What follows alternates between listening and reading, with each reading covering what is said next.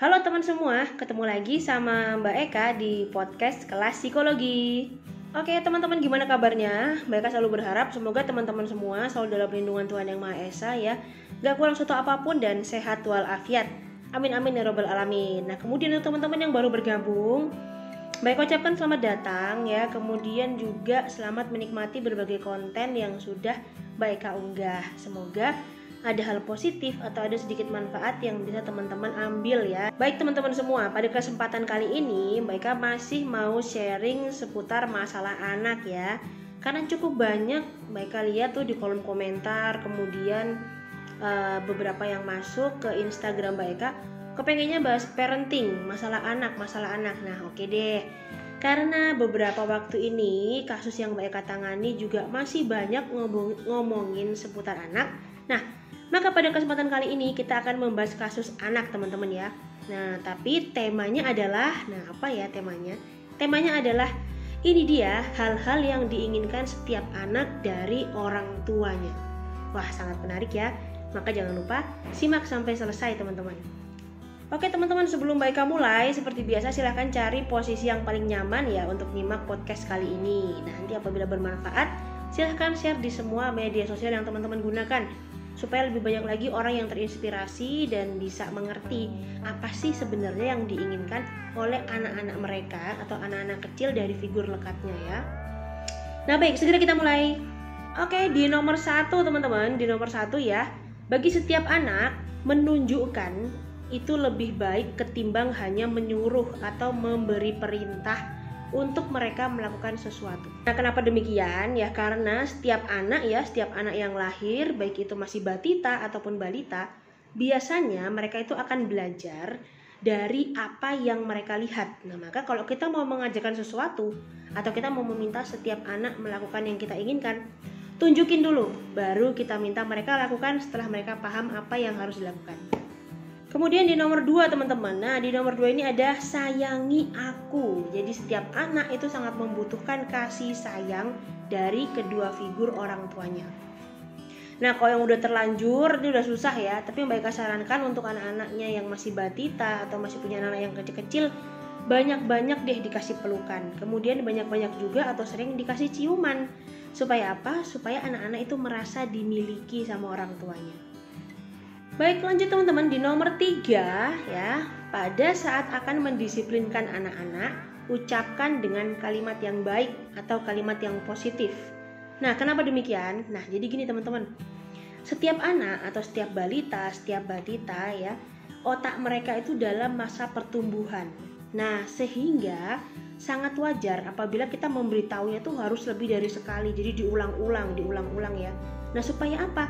Supaya apa yang mereka lakukan itu bisa menjadi kebiasaan. Nah, ketika kita meminta dengan cara yang baik, maka anak-anak pun ke depannya akan merespon dengan cara yang positif. Lalu teman-teman, di nomor 4 ya, di nomor 4 ini apa sih yang dibutuhkan anak-anak dari orang tuanya? Itu adalah setiap anak membutuhkan kepastian bahwa orang tua mereka itu akan selalu ada di berbagai kondisi dan situasi. Oke, semakin menarik ya. Kita lanjut di nomor 5. Apa yang dibutuhkan anak-anak dari orang tuanya? Rajin-rajinlah mengobrol dengan anak. Nah, titik di situ ya. Nah, tapi saran Mbak Eka teman-teman, ngobrol itu jangan hanya sebatas mau ngasih nasihat, mau menyalahkan atau mau membenarkan ya. Nah, tapi ngobrol itu adalah berbicara dua arah. Nah, maka teman-teman semua silahkan mulai sekarang rajin-rajin ngobrol dengan anak Anda ya. Lanjut di nomor 6 ya, di nomor 6. Nah, di nomor 6, kalau tadi di nomor 5 itu rajin-rajin berbicara, sekarang nomor 6 adalah belajarlah untuk mendengarkan ya. Nah, kenapa sih harus belajar untuk mendengarkan Mbak Eka? Karena gini teman-teman, kadang sebagai orang tua ya, karena kita tuh capek, kita kayak ngerasa bahwa aduh anak kita kok gak paham-paham ya.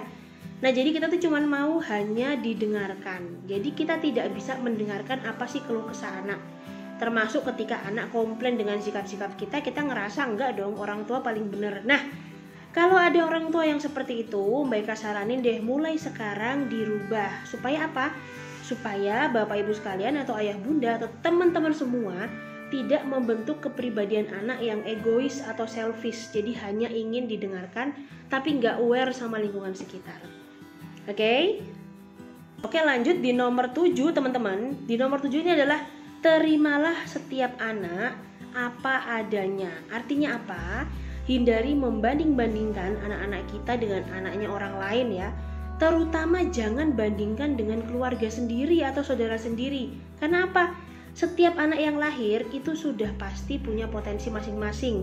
Bahkan kalau kita aja sebagai orang tua dibandingin sama orang lain ya, atau kita dibandingin sama keluarga kita yang lain, pasti kita juga nggak mau, karena kita ngerasa loh, aku tuh bukan dia, aku tidak menjalani kehidupannya dia, kenapa aku harus sama kayak dia. Nah gitu teman-teman semua ya.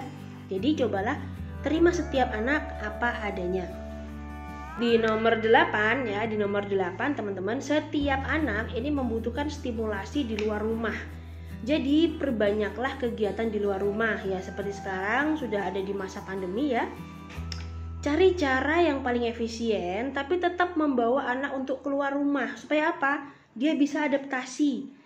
Tidak hanya lingkup rumah yang dia lihat, dan dia jadi punya ide-ide atau rencana-rencana untuk melakukan berbagai hal. Nah jadi perbanyak main keluar, perbanyak melihat hal-hal baru yang ada di sekitar rumah. Gak perlu jauh-jauh, mungkin di dalam komplek aja. Setiap hari pasti ada perubahan. Lanjut di nomor 9 teman-teman, berikan setiap anak makanan yang bergizi dan mereka sukai. Nah artinya apa? Pada saat setiap anak ini tercukupi kebutuhan gizinya, kemudian dia bisa makan dengan happy dan dia bisa senang ya teman-teman semua. Apa yang masuk ke dalam dirinya dia itu akan berfungsi dengan baik menjadi bahan-bahan vitamin yang bisa mensupport kinerja tubuh mereka serta menstimulasi otak supaya tetap semangat melakukan hari-harinya. Nah jadi dalam kasus makan ini ya, banyak banget keluhan kasus masuk ke Mbak Eka ya, terutama kayak kok anakku beda dari anak yang lain ya, dia nggak mau makan nasi, ada yang nggak mau makan mie, nggak mau makan sayur dan lain sebagainya.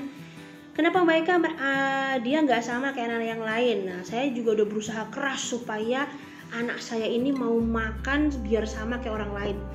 Teman-teman semua, kita perlu ingat ya sekali lagi, mau dia makan nasi, makan mie, makan kering, makan berkuah dan lain sebagainya, terimalah dia. Bahkan ketika akan dilakukan modifikasi, itu jangan jadi alat untuk menyendirikan atau menyalahkan ya. Nah maka sangat penting nih fase makan ya teman-teman ya. Jadi saran Mbak Eka, kita tidak perlu sama dengan semua orang. Apa yang anak-anak mau, anak-anak suka, asalkan itu bervitamin, bergizi, maka berikan ya. Nah, baik teman-teman semua, kita menuju ke nomor 10. Di nomor 10, ini yang diharapkan setiap anak dari orang tuanya itu adalah mendapatkan kepercayaan ya. Nah, kenapa sih setiap anak perlu mendapat kepercayaan dari orang tuanya? Nah, supaya dia juga belajar mempercayai lingkungan dan belajar membentuk perilaku jujur teman-teman ya.